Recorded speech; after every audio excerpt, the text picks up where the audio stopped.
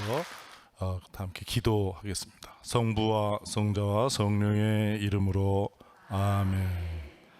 하느님 아버지, 당신의 아드님께서 우리와 똑같은 인간이 되시고 하느님의 뜻에 따라서 충실하게 활동하시다 보니까 이제 순환의 길을 가시고 십자가의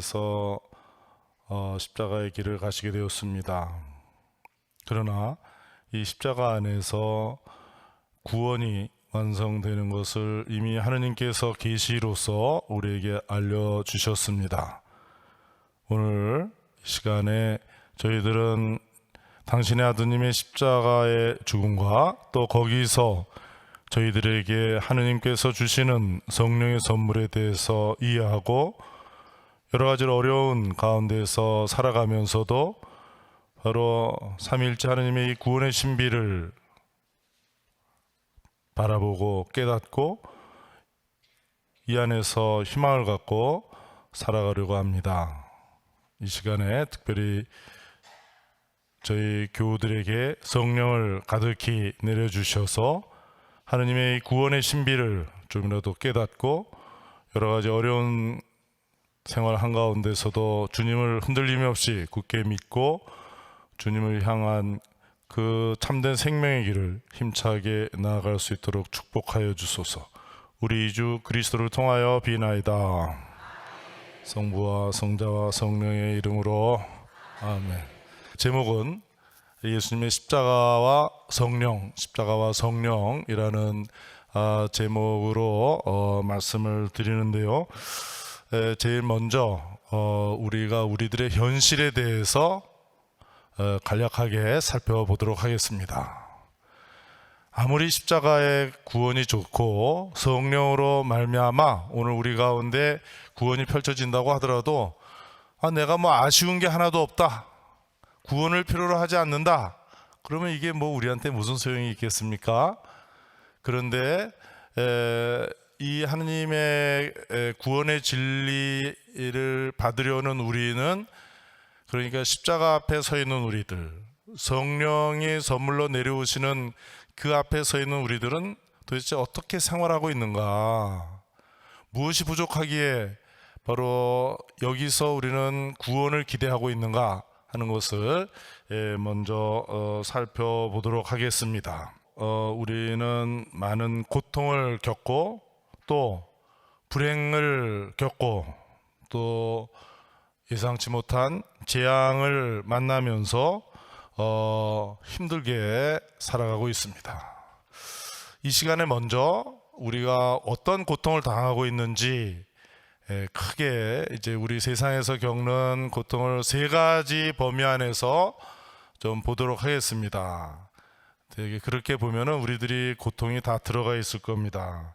하나는 우리 인간과 자연 사이에 일어나는 불협화음 또는 자연과 인간 사이의 충돌이라고 말할 수 있겠고, 두 번째는 인간과 인간이 살아가면서 서로 겪는 충돌 내지는 불협화음에 대해서 두 번째로 볼 것이고, 세 번째는 인간 자기 안에서의 충돌, 자기 안에서의 불안함에 대해서 이렇게 보겠습니다.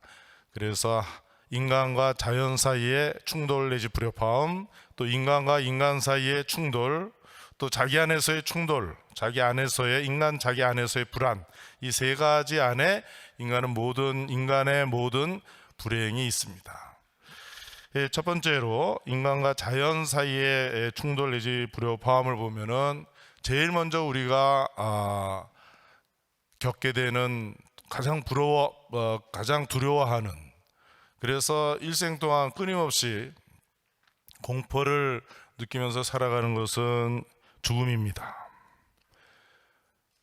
이 세상 우리가 다 손에 쥐고 우리가 인간이 모든 것을 다 지배하는 것 같지만 죽음을 맞이해서 이 세상 우리를 그냥 다 쫓아내버리고 맙니다.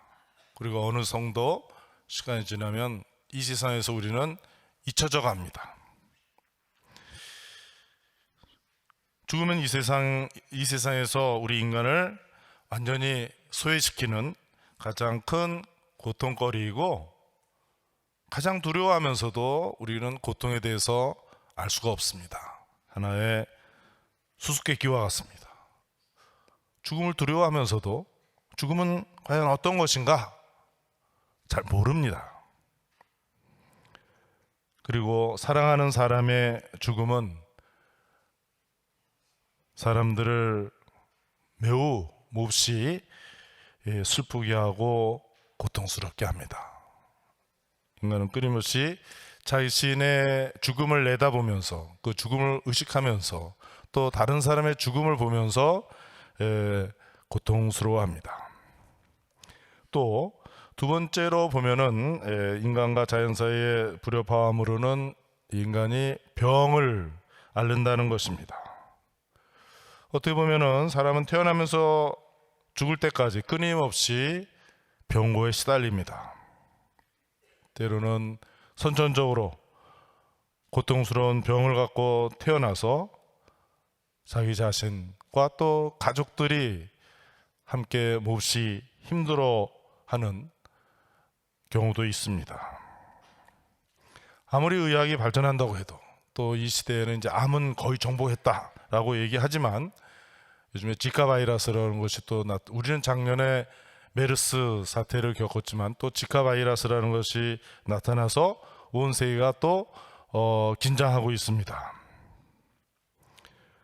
여러 가지 병으로 고통스러워할 뿐 아니라 암을 비롯한 그 큰 병들은 인간을 죽음으로 몰고 갑니다.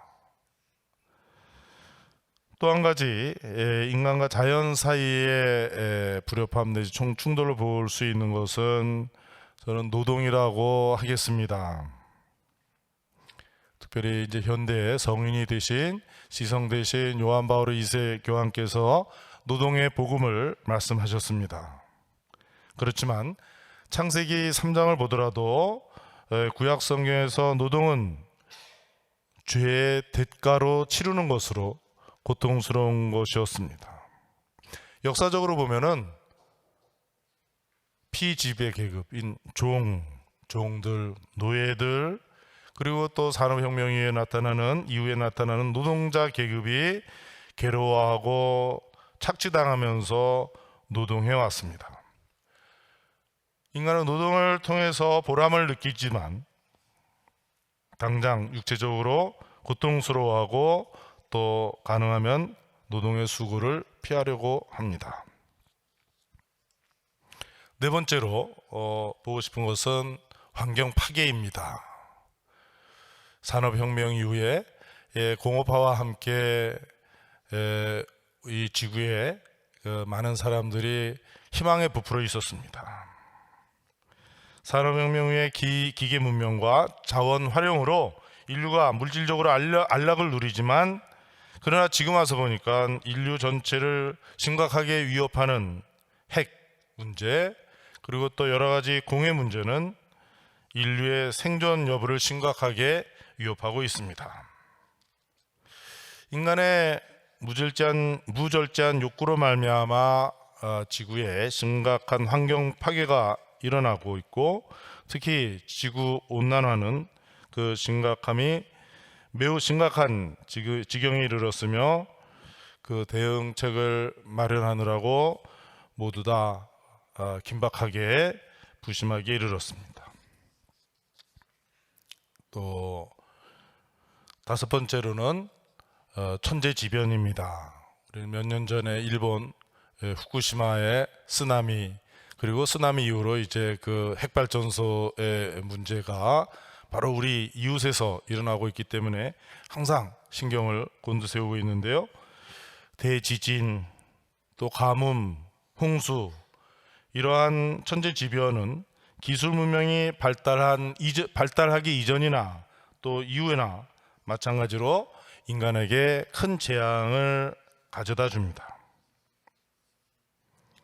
이렇게 인간은 세상에 살아가면서 자연이 가져다주는 크고 작은 위협에 끊임없이 시달리고 있습니다.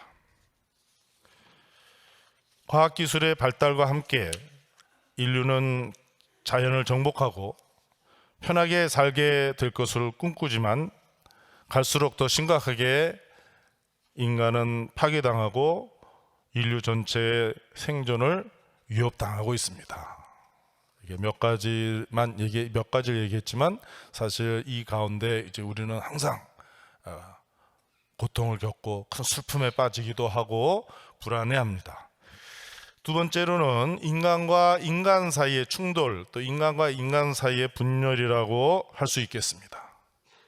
그 첫 번째로 볼 것은 가족입니다. 참 청춘 남녀가 만나서 이제 결합을 하고 그래서 가정이 생깁니다. 거기에서 이제 귀여운 아기들이 출생하고 아이들이 무럭무럭 자라나면서 그 가정은 정말 둘도 없는 행복의 보금자리입니다. 그러나 인간이 심리적인 아픔을 가장 심하게 겪는 곳이 바로 가정입니다. 다른 사람하고 대화가 안 되면은 별 문제가 되지 않지만 가족 사이에 대화의 벽을 느끼고 그럴 때마다 고통스러워하고 또 서로 사이의 대화의 벽을 심각하게 크게 느끼면서 고통스러워합니다. 결혼을 하면서 가정을 이루기 때문에 더할 수 없이 큰 기쁨을 맛보지만 또 이혼이라는 큰 고통을 겪는 것도 바로 사람과 사람이 만나서 사는 가정입니다. 가정에서 부부는 성생활의 즐거움을 맛보기도 하지만 성의 소외를 겪는 곳이기도 합니다. 가정은 남녀의 차이로 말미암아 그 서로 남녀가 보완을 해나가기도 하지만 성의 차별이 아직도 강하게 생기는 곳이 가정이기도 합니다. 가정에서 많은 기쁨도 누리고 힘도 얻지만 많은 사람들이 가정에서 가족들 사이에서 몹시 힘들어하면서 지냅니다. 또 두 번째로 볼 것은 사람과 사람이 모여서 이루는 사회의 경제 문제입니다.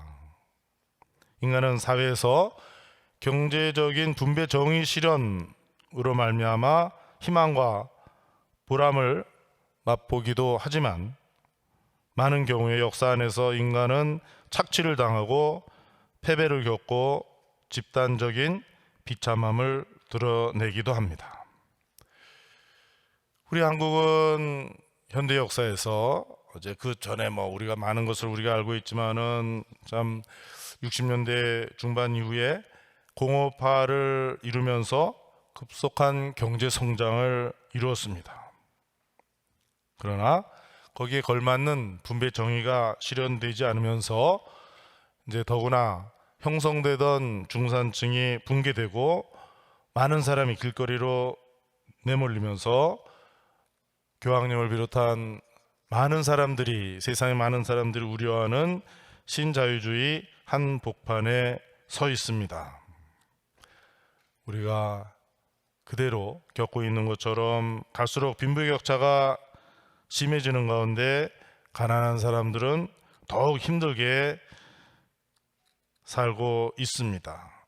이런 가운데 많은 어려움을 겪고 또 극도의 불안에 떨면서 우리가 살고 있습니다. 세 번째로 볼 것은 사회의 문제입니다. 오늘의 사회의 특징은 무엇이라고 말할까요?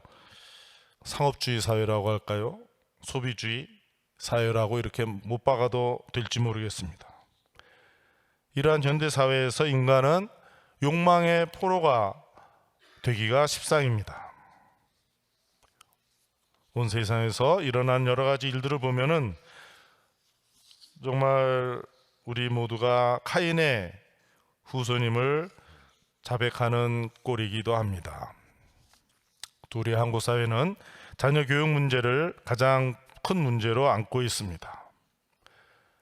많은 교육의 기회에도 불구하고 교육은 사회 계층을 고정화시키고 있다고 다 부녀 문제를 지적하고 있습니다. 또 부모들이 죽도록 고생해가지고 자녀들을 공부시키지만은 많은 공부를 하고 이제 일할 준비가 되어 사회에 진출하는 젊은이들이 직장을 일터를 잡지 못해서 절망하고 그래서 이 조국을 떠나려고도 합니다. 또 이제 정치 문제가 있습니다. 우리 사회에 많은 정치 문제, 우리 한국은 그동안 참 일제강점기를 지나고 남북이 분단된 가운데 우리 대한민국 사회에서 전쟁 후에 아무것도 없는 곳에서 정말 세계가 놀라는 경제 성장을 이루고 또 뒤이어서 많은 사람들의 희생과 고통을 치르면서 정치적인 발전을 했습니다. 아시아에서 타의 추종을 불허할 만큼 민주주의가 자리를 잡고 있지만 그동안 민주화를 위해서 우리 한국 사회는 많은 대가를 치렀음을 기억하고 있습니다. 그러면서도 또 계속해서 발전할 것인가, 발전 안 하고 있으면 후퇴할 것인가, 이 문제를 때문에 지금 또 우리 한국 사회는 많은 갈등을 겪고 또 힘들어하고 있습니다. 우리 한국 문제는 그래도 조금 좀 낫다고 말할 수 있을지도 모르겠습니다. 온 세계에서 일어나는 정치적인 문제, 이것 때문에 많은 사람들이 얼마나 죽어가고 있고 절망하고 있는지, 아프리카에서, 아시아에서, 아메리카에서, 유럽에서 어디서고 이 정치 문제는 심각한 문제를 노출하고 있고 그런 가운데 많은 사람이 비참하게 살고 또 비참하게 죽어갑니다. 아직도 세계 도처에서 또 우리 같은 동적인 우리 북한에서 이루어지고 있는 독재, 또 여러 가지 형태, 새로운 형태로 나타나는 전쟁, 또 우리 한국 사람도 이 혐의에서 이 혐의를에서 벗어날 수 있다는 장담하기 어려운 인종주의, 고문, 여러 수용소들, 정치적 보복이 온 세상에서 아직도 벌어지고 있고 그런 가운데 사람들은 또 많은 고통을 겪고 있습니다. 이처럼 그러니까 인간과 인간이 같이 모여 살면서 우리 제2차 바티칸 공의회에서 공동선의 실현 수단으로서의 정치 발전이 이루어져야 된다 이렇게 얘기하고 있지만 그 정치 발전의 혜택을 한편으로 누리지만 이 정치 문제로 항상 많은 사람들이 죽고 파괴되고 소외되고 갈등을 겪고 있습니다. 이제 세 번째로 인간 자신 안에서의 분열, 자신 안에서 일어나는 충돌에 대해서 함께 봅시다. 잠시. 인간은 자유로워지고 싶어하는 존재입니다. 우리는 사람들이 그냥 동물이라고 그러죠. 인간을. 이러한 동물, 저러한 동물. 그런데 정말 동물 세계의 동물이 정말 자유로워지고 싶어하는가? 우리가 말하는 이 자유를 동물도 공유하려고 하는가? 그것은 아닙니다. 인간만이 한없는 자유를 누리고 싶어 합니다. 그러나 그 자유로움 속에 숨어있는 무질서를 제대로 조절할 수 없어서 우리는 고통스러워합니다. 바오로 사도는 로마서 7장 뒷부분에서 아주 명쾌하게 모든 인간이 고통스러워하는 자신 안에서의 분열을 이렇게 표현했습니다. 나는 내가 하는 것을 이해하지 못합니다. 나는 내가 바라는 것을 하지 않고 오히려 내가 싫어하는 것을 합니다. 두 번이나 반복해서 말합니다. 나는 해야 되겠다고 하는 일은 하지 않고 하지 말아야 되겠다고 하는 일은 하고 있고, 그래서 뒤에 가서 이렇게 말씀하십니다. 사실 내 안에, 즉 내 육 안에 선이 자리 잡고 있지 않음을 나는 압니다. 나에게 원의가 있기는 하지만 그 좋은 것을 하지는 못합니다.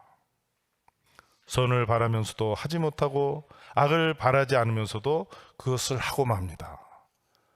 바오로 사도가 로마서 7장 맨 뒷부분에서 이렇게 우리와 똑같은 어려움을 겪으면서 고백을 합니다. 원인이 사회적 문제와 무관한 것은 아니지만 자살, 우리나라의 자살 문제 심각하지요. 또 알코올 중독, 약물 중독, 이러한 현상들은 개인적인 분열이 심각하게 파괴적으로 나타나는 것입니다. 그러니까 자신 안에서 어떻게 보면은 모르겠어요. 저는 제 안에 제가 몇이나 있는지 모르겠어요. 제 안에 둘, 어떤 데 셋도 있는 것 같아요. 그렇지 않습니까? 천사처럼 살려고도 하지만은 천사와 반대 방향으로 살려고 하는 내가 또 있기도 하고, 여러 가지 내 안에서 여러 가지 충돌로 말미암아서 사실 우리는 굉장히 고통스럽게 살고 있습니다. 인간은 결핍을 느끼면서 끊임없이 발명하고 또 발견하고 생활을 발전시켜 나갑니다. 인간은 어떻게 보면 생존하기 위해서 무엇인가 끊임없이 발명을 합니다. 그럼에도 불구하고 인간은 실존적인 공허함을 아프게 체험하면서 살아갑니다.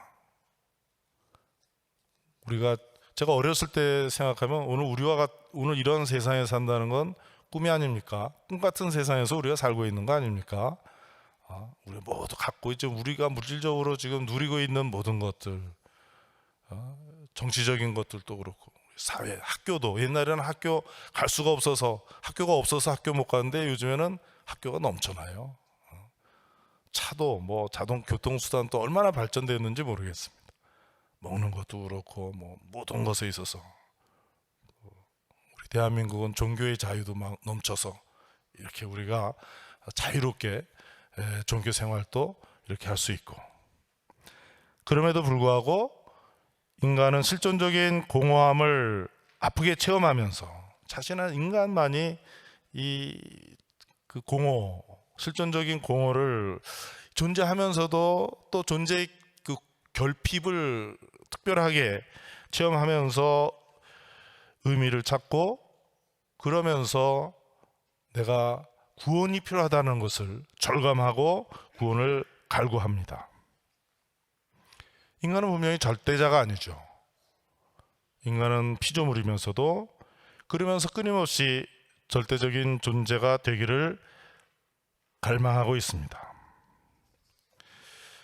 위대하고도 비참한 존재인 인간, 자신의 비참함을 알고 있기 때문에 위대한 존재인 인간은 고통과 악을 겪으면서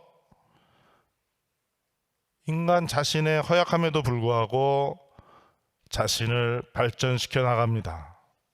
그러면서 자유로운 존재이기 때문에 잘못을 저지르기 마련이고, 그러면서도 포기하지 않고 궁극적인 구원을 갈망하는 특별한 존재입니다. 이렇게 고통스러워하는 인간이 우리가 바로 하느님 앞에 서 있습니다. 우리 교황님, 프란치스코 교황님 뜻에 따라서 작년 대림절부터 시작해서 올해 11월 말에 있을 그리스도 왕 대축일까지 하느님 자비의 희년을 보내고 있는데, 바로 이렇게 고통스러워하는 우리 유한한 이 인간 앞에 하느님께서 계시는 것입니다. 자비로우신 하느님. 자비로우신 하느님은 제가 이제 부족하게 아주 간단하게만 열거한 우리가 고통스러워서 겪고 있는 우리 이 인간을 결코 한시도 잊으신 적이 없다는 사실이죠. 자, 이제 우리가 성당에 와서 이런저런 문제를 막 푸념하면서 이게 그냥 드러내고 불평하자는 얘기가 아니라 바로 이러한 고통 속에 살아가면서 하루하루 살고 힘들어하는 우리들을 하느님께서 결코 외면한 적이 없고 결코 잊어버린 적이 없으시다. 하느님은 하느님다우십니다. 무한하신 하느님. 이 우주가 얼마나 넓은지 모르겠어요? 그런데 이 우주를 누가 만들었습니까? 하느님이 만들었습니다. 그럼 하느님은 이 우주보다도 더 넓으신 하느님이니까 우리가 상상할 수도 없는 그 크신 하느님이, 그러니까 그 하느님의 그 크신 사랑으로 인간을 사랑하시는 자비로우신 하느님. 이제 이 하느님이 이렇게 구원을 갈망하면서 고통 속에 허덕이는 인간을 구원해 주시려고 하시는 것입니다. 우리 그리스도교 신앙의 핵심이 뭐죠? 그렇죠. 육화의 신비 또는 강생의 신비라고도 말하죠. 우리 삼종 기도에서 하루에 여러 번 우리와 같이 기도하는 요한복음 1장 14절의 말씀입니다. 말씀이 사람이 되셔서 사람이 되셔서 우리 가운데 계시다. 하느님께서 인간이 되셨다는 사실입니다. 아주 놀라운 사실이죠. 우리가 우리 인간의 머리로 도무지 이해할 수 없는 아주 풍요로운 내용을 담고 있습니다. 하느님께서 인간이 되셨다는 이 신비, 육화 또는 강생의 신비의 절정은 무엇입니까? 제가 설악산에 가는 걸 좋아하는데요. 설악산 가면 제일 꼭대기에 뭐가 있어요? 대청봉이 있죠. 대청봉에 올라가야지 설악산 갔다고 말할 수 있는 거예요. 그러니까 하느님께서 우리 인간이 되셨다면 그 절정은 뭐냐? 죽음입니다. 인간은 가장 두려워하는 게 죽음 아니겠어요? 죽음 문제를 해결해야지 뭐 우리가 구원을 얘기할 수 있는 건데, 그렇다면 하느님이 죽음의 인간이 되었다면 인간의 죽음까지도 겪어봐야 되는 거 아니냐. 그래서 그 육화 신비의 절정은 바로 십자가의 죽음입니다. 이 죽음을 통해서 하느님께서 구원을 베푸시는데, 어떻게 구원을 베푸시느냐? 성령을 우리에게 내려주신다는 겁니다. 하느님이신 성령을 우리에게 선물로 주신다는 겁니다. 하느님께서 하느님 자신을 우리에게 선물로 내어주시고, 그래서 인간은 하느님과 함께 살게 된 것입니다. 낙원을 떠난 인간, 그래서 끊임없이 고통스러워하는 인간, 설령 오늘 고통스럽지 않더라도 내일 고통스러워할까 봐서 두려워하면서 떨고 있는 인간, 그 인간을 찾아서 하느님께서 오시고, 그래서 하느님께서 하느님 자신을 우리에게 선물로 주시고, 그래서 우리가 하느님과 함께 사는 구원에 이르게 된 것입니다. 그러니까 인간이, 이렇게 고통 속에서 사는 인간이 절실하게 구원을 요청하는데, 바로 이렇게 고통을 당하는 원인이 뭐냐? 원인이 있어야지 원인을 해결할 거 아니에요. 원인이 뭐겠습니까? 모르죠, 우리가. 성경에서 그 비밀을 알려주시는 겁니다. 계시죠. 창세기에서 얘기해주고 있습니다. 왜 우리가 이렇게 살아가야 되냐? 왜 우리가 이렇게 비참하게 또 죽어야 되냐 말이야. 조금 전에 말씀드렸듯이 여러 가지 차원에서 말이 한 가지 표현이지, 병으로 고통당한다. 병이 얼마나 많은 병이 있어요? 과거에도 겪었고 오늘 또 병이 있고, 또 언제 무슨 큰 병 걸려서 고생할지도 몰라서 우리 항상 두려워하고 있는데, 하여튼 이 엄청난 고통의 원인이 뭐냐? 성경은 첫 인간 아담의 불순종 때문이었다고 얘기하고 있습니다. 인간 숨을 쉬면서 살아가죠. 자식들은 아이를 낳고 나면은 어떻게 숨 쉬어요? 그 부모님 덕에 부모님의 숨을 받아서 살아가는 것이죠. 뭐 숨 못 쉬면 부모님이 입에다 넣고 숨도 불어 넣어주면서 애가 이제 살아나기도 합니다. 그러니까 하느님의 숨으로 살아가던 인간은 그 아담의 불순종으로 하느님의 숨을 상실해 버리고 말죠. 어떤 사람은 사랑하면서 사랑하고 우정 속에서 숨을 쉬기도 하는데, 어떤 사람 증오하면서 그냥 증오의 숨결이 막 크게 숨을 쉬는 경우도 있죠. 하느님의 숨, 곧 성령을 인간은 상실하고 맙니다. 그러면서 죄와 죽음에 이르게 되었습니다. 곧 서로 증오하고 폭력을 휘두르고, 그래서 또 희생당하게 되었습니다. 자, 그러니까 문제는 어떻게 인간이 하느님의 숨을 다시 받아서 살아갈 수 있는 것인가. 바로 여기에 이제 구원이 있는 것이죠. 어떻게 하느님의 숨을 다시 쉬면서 살아가는가. 사랑의 숨, 사랑으로 쉬는 숨. 하느님의 숨은 영원한 숨입니다. 그러나 인간은 스스로 이것을 쟁취해낼 수가 없습니다. 하느님의 숨은 인간의 것이 아니기 때문에, 인간의 고유한 소유물이 아닙니다. 이것은 하느님께서 창조와 함께 인간에게 거저 선물로 주신 것이죠. 이제 새로운 아담이 세상에 생겨났습니다. 생겨난 게 아니라 새로운 아담이 세상에 나타났습니다.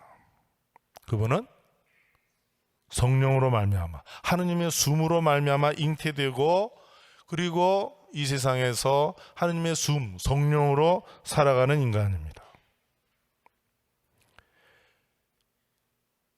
구원을 갈망하면서 구원이 없는 비구원의 상태에서 구원의 상태로 인간을 이끌기 위해서, 인간의 이 비참함의 근본적인 문제가 뭐라 그랬죠?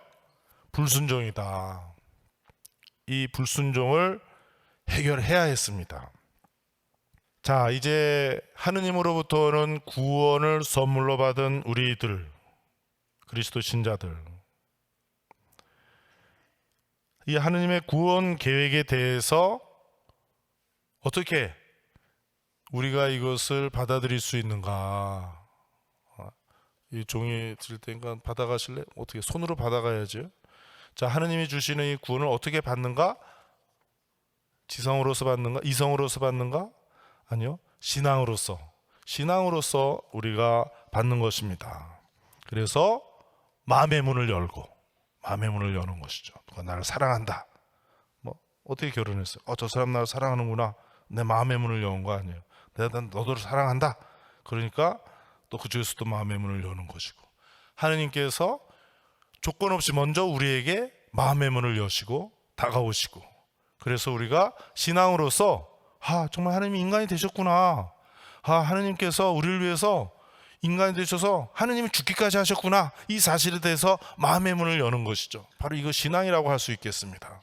바로 우리가 이 성당에 들어오면서 제대를 향해서, 십자가를 향해서, 또 감시를 향해서, 또 성모님과 아드님 예수님의 상을 보면서, 요셉 상을 보면서, 또 옆에 있는 신자들이 경건하게 기도하는 모습을 보면서 우리는 하나님을 향해서 마음의 문을 열고 신앙을 가지고 하느님으로부터 오는 구원의 선물을 우리가 받습니다.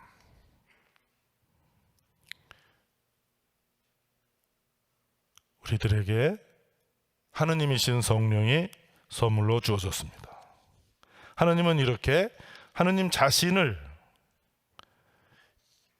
인간이 되도록 하시고 하느님 자신을 선물로 주셨습니다. 다시 한 번씩 더 붙이면은, 하느님께서는, 곧 하느님 아버지께서는 하느님 자신을, 곧 하느님 아들을 인간이 되도록 하시고 하느님 자신을 선물로 주셨다. 하느님 성령을 우리에게 선물로 주신 것입니다. 결혼식하고 결혼 생활하고 어떻게 같아요? 달라요? 안 해봐서 모르겠습니다. 결혼식 하는 거 하고 그래서 결혼 생활하는 거 다 이어지는 것이지만은, 결혼식만 멋있게 하고 그 다음에 노력 안 하면서 결혼 생활 잘 안 하면은 재미가 없어질 것 같아요. 우리가 그리스도를 믿겠다, 자, 너는 이제 예수님처럼 하나님의 아들 딸이다 됐단 말이야. 그런데 하나님의 아들 딸로서 살아야 될 거 아니에요. 어떻게 살아요? 힘을 받아야지 살 거 아니야. 바로 하느님 자신이 힘이 되어 주십니다. 바로 성령께서 우리에게 오셔서 바로 결혼 생활하는 것처럼 우리가 그리스도와 하나 되어서 하나님의 자녀로서 살아가도록 해주시는 것이다. 그러니까 이것은 성령을 따라서 살아감으로써 가능해지는 일이고, 우리 그리스도 신자들은 성령을 따라서 살아가는 사람들입니다. 그러니까 하느님의 숨결을 가지고 하느님의 숨을 쉬면서 살아가는 사람들.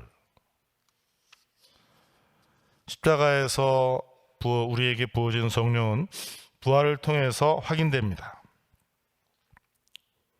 우리는 예수님의 십자가의 죽음과 부활, 이 손바닥과 마찬가지입니다. 같은 손이지만 여기 손바닥이 있고 손등이 있는 것처럼 예수님의 십자가의 죽음과 부활 결코 떼어놓을 수 없는 것인데, 그래서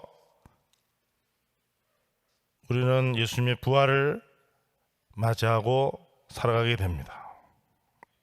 십자가에서 부어진 성령, 그 성령은 부활을 통해서 확인되고, 그래서 우리는 예수님의 부활을 나의 부활로 맞이해서 살아가는 사람들. 그러나 부활을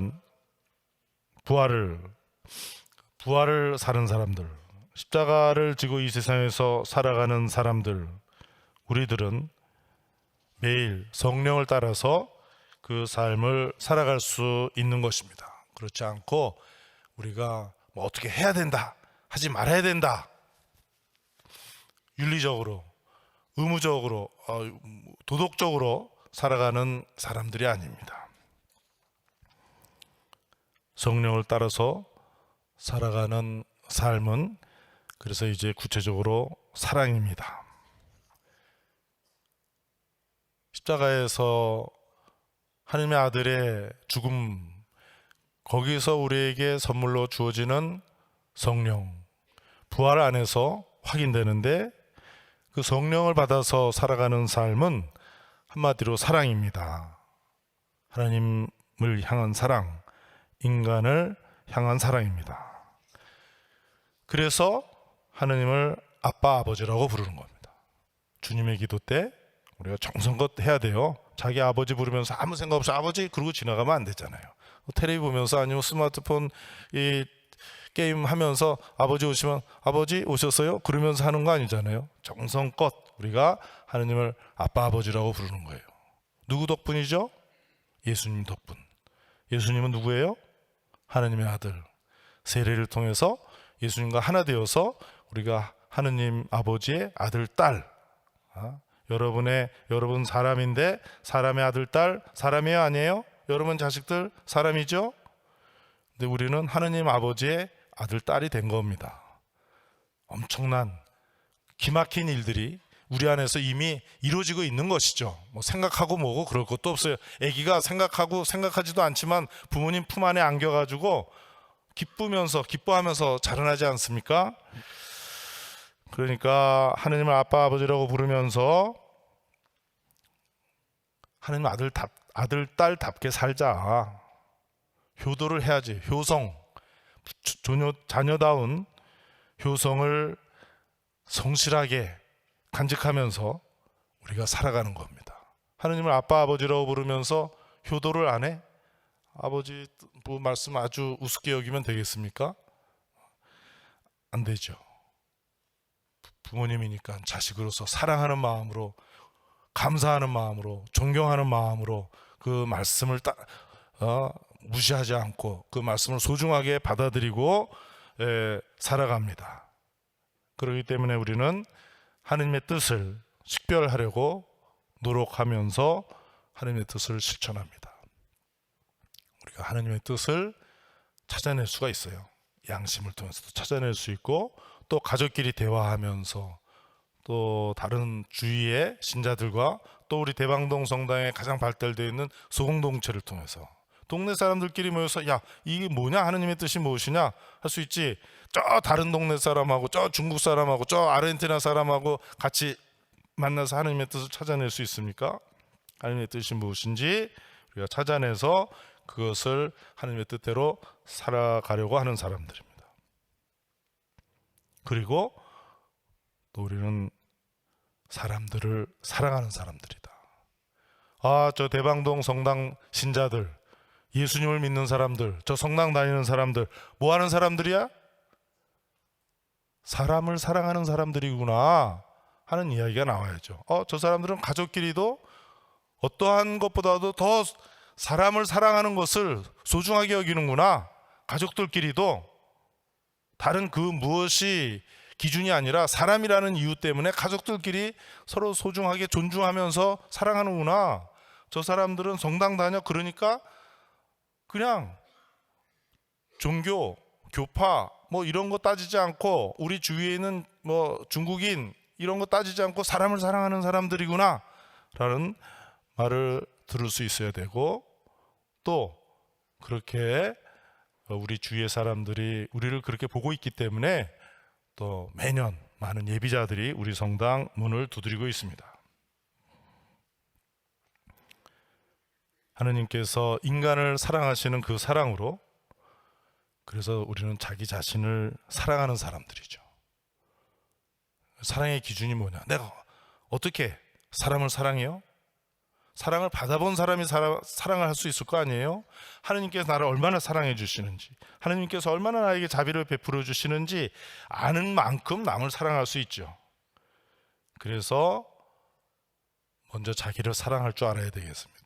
하느님께서 나를 얼마나 소중하게 여기는지 그 사랑을 알고 그 사랑으로, 그 자비로운 마음으로 나를 따뜻하게 대해주고 나에게 용서를 하고 나를 용서하고 나에게 용기를 북돋아주고, 그러면서 다른 사람들도 자기 자신처럼 사랑하는 것입니다.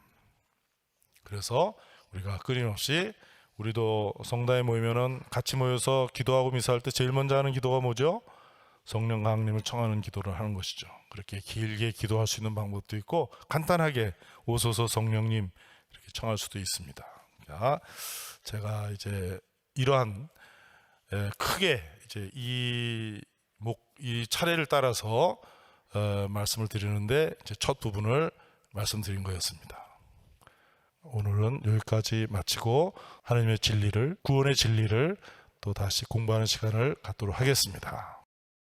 하나님 성령으로 우리를 창조하시고 하나님의 성령을 잃어버려서 비참한 상황에 놓여 있는 인간에게 다시 성령을 보내주시고 하나님의 사랑의 숨결, 생명의 숨결로 살아가도록 이제 성령을 우리에게 보내주시기 위해서 예수님께서 가신 그 십자가 길의 신비를 조금이나마 오늘 저녁에 깨우치도록 노력했습니다. 이 깨우침은 오로지 어머니와 같은 교회 안에서 하나님께서 우리에게 인도해 주신 그 진리이기에 주님 감사드립니다.